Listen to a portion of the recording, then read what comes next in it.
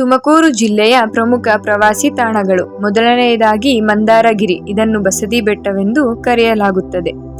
ಎರಡನೆಯದಾಗಿ ಶ್ರೀ ಕ್ಷೇತ್ರ ಸಿದ್ಧಗಂಗಾ ಮಠ, ಇಲ್ಲಿ ಶ್ರೀ ಶಿವಕುಮಾರ ಸ್ವಾಮೀಜಿಯರವರು ನೆಲೆಸಿರುತ್ತಾರೆ. ಮೂರನೆಯದಾಗಿ ಅಮಾನಿ ಕೆರೆ, ಇದು ಪಾರ್ಕ್ ಅನ್ನು ಒಳಗೊಂಡಿದೆ. ನಾಲ್ಕನೆಯದಾಗಿ ನಾಮದ ಚಿಲುಮೆ, ಇದು ಜಿಂಕೆವನ ಎಂದು ಕರೆಯಲ್ಪಡುತ್ತದೆ.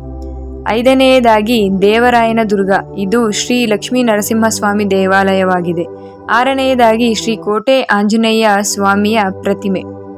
ಏಳನೆಯದಾಗಿ ಬೀರನಕಲ್ಲು ಬೆಟ್ಟ, ಇದು ಬೆಟ್ಟದ ಮೇಲೆ ನೆಲೆಸಿರುವ ದೇವಾಲಯವಾಗಿದೆ. ಎಂಟನೆಯದಾಗಿ ಶೆಟ್ಟಿಹಳ್ಳಿ ಆಂಜನೇಯ ಸ್ವಾಮಿ ದೇವಸ್ಥಾನ. ಒಂಬತ್ತನೆಯದಾಗಿ ಗೂಳೂರು ಕೆರೆ, ಗೂಳೂರು ಗಣಪತಿಗೆ ತುಂಬ ಪ್ರಸಿದ್ಧಿ. ಹತ್ತನೆಯದಾಗಿ ರಾಮದೇವರ ಬೆಟ್ಟ ವೀಕ್ಷಣಾ ತಾಣ ಎಂದರೆ ವ್ಯೂ ಪಾಯಿಂಟ್. 11ನೆಯದಾಗಿ ಚಿನಗಾ ಬೆಟ್ಟ. ಇನ್ನು ಈ ರೀತಿಯ ಹೆಚ್ಚಿನ ವಿಡಿಯೋಸ್ಗಳಿಗಾಗಿ ನಮ್ಮ ಮಧುಗಿರಿ ಚಾನಲನ್ನು ಫಾಲೋ ಮಾಡಿಕೊಳ್ಳಿ. Thank you.